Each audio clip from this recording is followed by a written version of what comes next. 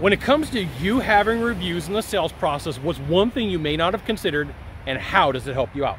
I'm Sylvan Bell. I'm coming to you live from Kaanapali, Maui on a perfect day to talk about sales and a perfect day to talk about you. And I want you to think about this.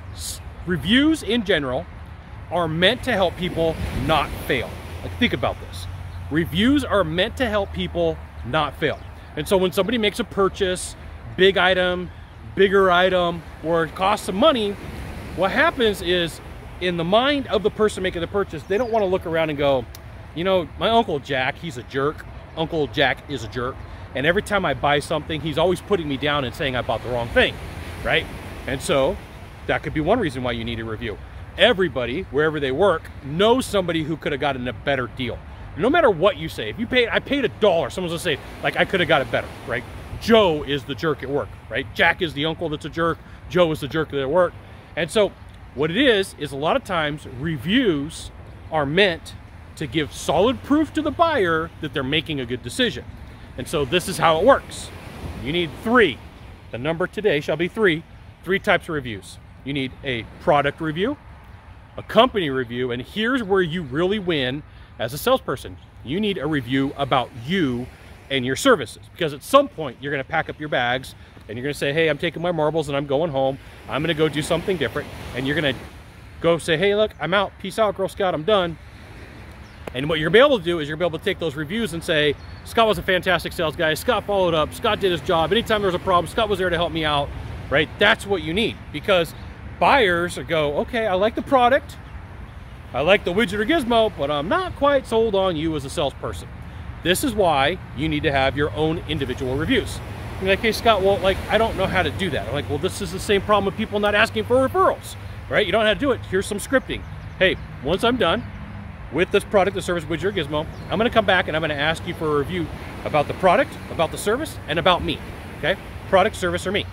And so realistically, if you're smart about it and you're thinking about reviews, you use those reviews to overcome objections. You use those reviews to say, hey, if someone says, I want to think about it, you take that review out and you're like, hey, you know what? We were kind of on the fence. We wanted to move forward with Scott. We didn't know if we really want to do it or not, but he was fantastic. Everything was all good, okay? The job of a review is to lighten the load of the work that you got to do, but at the same time, make you look good. And I know of people who will teach like, hey, you write the review and then you get the buyer to sign off on it. Well, you know what? Here's the problem with that. Here's the problem with that. You can go online and you could read reviews and they all start sounding similar. And you're like, this one is pretty closely worded to that one. And this one sounds like this one.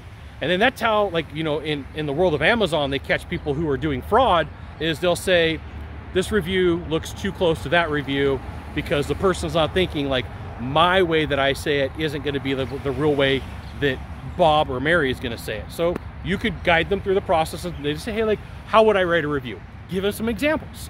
This is an example of a review, right? But like, you just got to think through the problem. You got to think through the process. If you're going to ask for a review, why wouldn't you give them guidelines and say, hey, look, this is the way that you write a review. These are the things that you could say, and then it's in their own words, right? And sometimes you have to ethically bribe people and say, when you do this, you get that. But reviews are meant to help people save face and not make a mistake. As soon as you understand that, you're going to get more of them. You're going to ask for them. I was working with some doctors recently, and they're like, hey, Scott, you did a fantastic job for us. Can we send you a gift?